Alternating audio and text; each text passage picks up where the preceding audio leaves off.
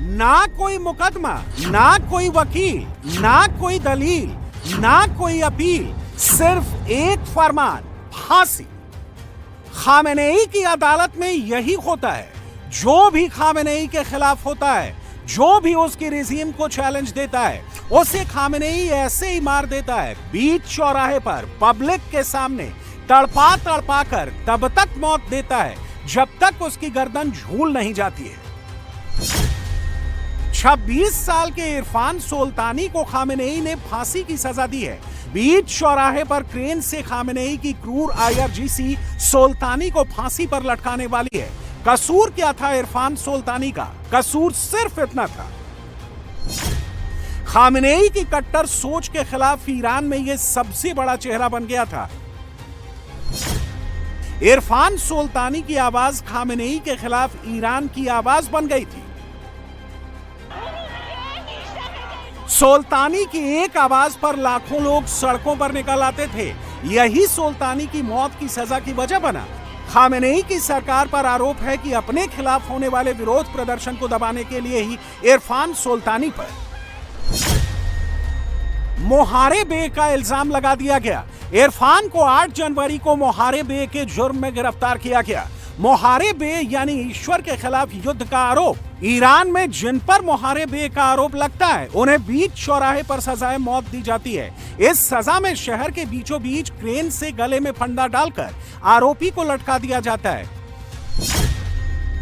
Iran में jail के अंदर भी फांसी दी जाती है, लेकिन चौराहे पर लटकाने वाली सजा सबसे क्रूरतम होती है। खामेनेई ने जानबूझकर इरफान सोल्तानी को ऐसे ही मौत की सजा सुनाई है। मकसद मोराहेबे की सजा से जनता के भीतर खौफ पैदा करना होता है, क्योंकि मोहारेबे के इल्जाम की सजा बहुत ही दर्दनाक होती है।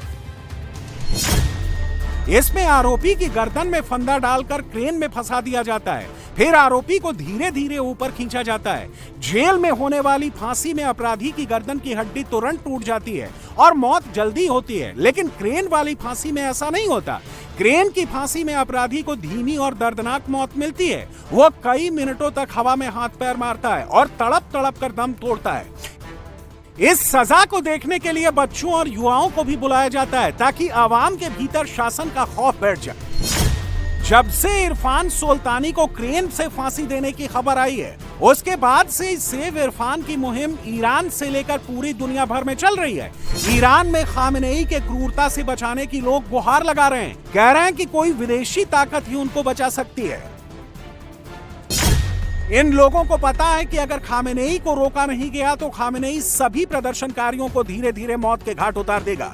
ना कोई सुनवाई होगी, ना कोई मुकदमा चलेगा, ना कोई अपील होगी।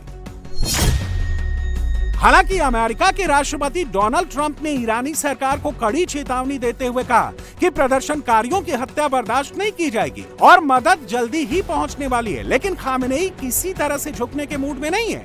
खामेनेई की तरफ से कह दिया गया है कि अमेरिका वेनेजुएला समझने की भूल ना करे, क्योंकि वो वही करेंगे जो वो चाहेंगे। खामेनेई इरफान सोल्तानी की फांसी की सजा पर झुकने के मूड में नहीं है। अब इसी से समझ लीजिए कि 11 जनवरी को इरफान सोल्तानी को मोहारेबे का दोषी माना गया। 12 जनवरी को इरफान के परिवार को सजा की जानकारी दी गई। इरफान सोल्तानी को पश्चिमी तेहरान के फर्दीस शहर से अरेस्ट किया गया था। रिपोर्ट के मुताबिक इरफान को ट्रायल का मौका नहीं दिया गया। इरफान की बहन खुद एक वकील है, लेकिन उन्हें भी मिलने नहीं दिया गया। ईरान में विरोध प्रदर्शन को कुचलने का इतिहास बहुत ही क्रूरतम रहा है। यह तस्वीर 2022 की है, जब विरोध प्रदर्शनों के दौरान मजीद रेजा रहनावर्द कोनाम के 23 साल के युवक पर भी मोहारेबे का आरोप लगाकर क्रेन से लटका दिया गया था। रहनवारत पर सुरक्षा बलों पर हमला करने का आरोप था। ईरानी शासन में रहनवारत पर ईश्वर के विरुद्ध युद्ध छेड़ने का आरोप लगाया गया था। इस आरोप में फांसी देने से पहले रहनावर्द की बाहें तोड़ दी गई, क्योंकि उसके शरीर पर ईरान के ऐतिहासिक क्रांति पूर्व राष्ट्रीय प्रतीक शेर और सूर्य का टैटू था, जिसे देशभक्ति इस्लामी गणराज्य के लिए जहर के समान माना जाता है। खामेनेई क्रेन से फांसी पर लटकाकर अपने विरोध की आवाज में खौफ भरना चाहते हैं, इसीलिए वो बीच चौराहे पर विरोधियों को फांसी देने का ऐलान किया है। ईरान में विरोध प्रदर्शन के चलते बड़े युद्ध का खतरा मंडरा रहा है।